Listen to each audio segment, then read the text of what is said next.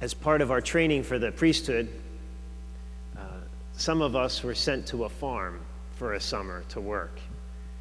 And disaster ensued, generally. But my classmates who were on this knew that I am deathly afraid of snakes, like deathly afraid. And on a farm, there are snakes. So they took advantage of that.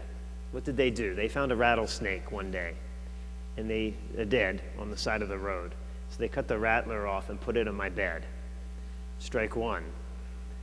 And then one of them hid above the entrance to the barn where we were at and dropped a plastic snake on me as I walked in. Do you know what that did to me? Finally, they said, "Tim, we have a box for you. We have a gift." Now, I should have been suspicious. They're not that nice. So I said, "Oh, okay, thank you." And I opened the box, and there was a snake in it. And I took it and I threw it back at them. Of course, they laughed because they know snakes are harmless. Supposedly, they're more afraid of us than we are of them. That's nonsense. But anyway, and they said, "Well, it was just a baby black snake." I said, "I'm not going to look at what type of. You want me to turn it over and see what patterns are on its back?" "No, thank you. I'm not interested. I don't need to get that close. I can't stand snakes. If I knew what was in that box, I would not have accepted it. I put a value on it thinking that it was something good, and I took it, and then I opened it up and I found that it was evil." When you take something, or you try to purchase something, you got to put a value on it to see if you actually want it. This week we were on our priest retreat, or priest meeting, down in Baltimore, outside of Baltimore. So we're all staying together, and it was a great week, and afterwards I noticed there was a Wegmans right across the street.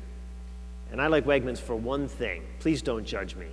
But they have this bag of blueberry granola that is so good that no one else sells. And so I went in and got it, and I looked at the price, and it used to be $8.50, and now it's $12.99 after 6 months, 8 months. It went up 50% in price. Is blueberry granola really worth $12.99? You better believe it is. I bought it. You'd think there was gold in there or something, right? But, before I decided to shell out $12.99, I had to place a value on that bag. If it was $30, I would have said, "No way." $29.99, maybe. But I had to place a value on that bag. Obviously, we're not going to overpay for something we don't think is worth it. Brothers and sisters, that's the whole point of the gospel today. Jesus wants us to set a proper value on what he is giving us. He says to the man, in order to follow him, to give up everything, and he will then have treasure in heaven, the treasure in heaven. And the man makes the calculus, makes the math decision that what is in heaven, the treasure in heaven, is not worth what he has. In other words, his treasures in earth are greater than the treasures of heaven. And so he says, "I'm not buying it," and walks away. And that's a decision we all have to make. Is what God is offering us more than what we want to give up for it? Now, perhaps God is not asking us to give up everything. But in order to follow him, we do have to give up things. We have to give up things we even love in order to follow him. We have to give up sin to follow him. We have to give up things that we think we like that take us away from him. All of us here today made a math decision when you got out of bed or stopped doing what you were doing to come here today, because you made the determination that what you were doing is less important than what happens right here, right now. You had to, or someone else in your family made that decision. You made a math decision that what you're doing now is more important than what you were doing, and so that's why you're here. You placed a value on it. Well, brothers and sisters, what value is that treasure in heaven? What value is it? So many people, maybe we do not know what that value is. No wonder people walk away. because they understand that the value that God is offering us, the treasures in heaven, they think it's not worth it. Well, what is it? Remember Jesus on the cross.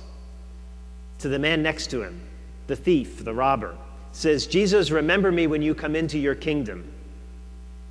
And the most awesome phrase to me in all of the Gospels is Jesus says, today you will be with me in paradise. Paradise. That is, to me, just the beginning of the understanding of the treasures in heaven that are being offered to us. Paradise. When you think of paradise, what do you think of? Palm trees, the beach, Hawaii, Bahamas. Well, in about 2 months, I'd give up everything to go to one of those places. But brothers and sisters, paradise, eternal peace, eternal joy, real joy, eternity, forever is being offered to us. I can't even begin to understand what it is. But brothers and sisters, we have to start beginning to understand what that treasure is in heaven, or else we're going to give it up for something here.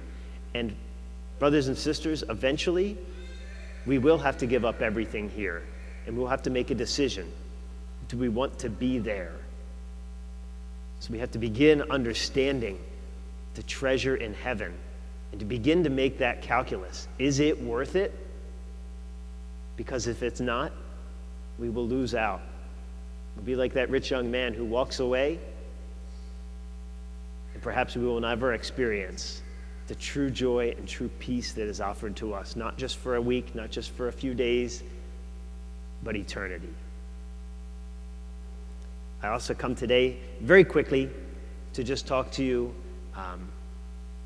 It's a complete coincidence that I'm going to talk to you about the state of our parish finances on the week that Jesus says, give up everything and follow him. So we're not going to ask you to do that, not at all. Actually, it's just the opposite.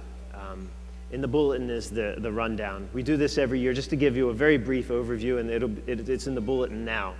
It's our duty to tell you how we're dealing with the things you're giving to us. And you have been so generous, starting in July 1st of 2020 to June 30th of 2021. Your giving as a parish went up 13%. That's unbelievable. Your generosity is I'm so grateful. I know Father Ted was so grateful. I wasn't here for most of that time. Father Ted was. I can't thank you, we can't thank you enough for what you have done for our parish.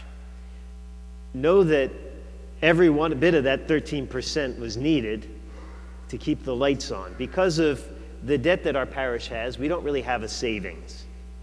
And so everything you give keeps the lights on today and next week. We need it, it's essential. Even the fundraisers we have, which we're so grateful, the festival, the eggs, the fish fry, all of them, when we ask for your support for them, that money doesn't just go into an account 30 years from now and gets used for something. We need it today. And as you see, they're very successful. Last year, we took in an amount and we spent a little more than what we took in. That's because we weren't able to have, generally, the fundraisers we were able to have most years. But you were still so generous because of your Sunday collection, we were able to come very close. You'll notice in the bulletin is the amount that we made at the festival this year was $26,000, which is awesome. Last year we only made $8,000 because of the pandemic. So hopefully that'll help make up a difference. All I'm trying to say is, brothers and sisters, because of your generosity, this place can be a light for Middletown. And we could do even more. And so I'm so grateful for everything you have given. I know it's a sacrifice. And I know every time we come up here and ask, not only for us, but for our missions and our places that we give money to in Haiti or New Orleans or the many places that need our help, you are so generous and you give over and above. So thank you for what you do, and also know that it is essential so that we can continue to do what we do and hopefully one day do more, so that we can show the light of Christ and the light of the treasures of heaven to all the world.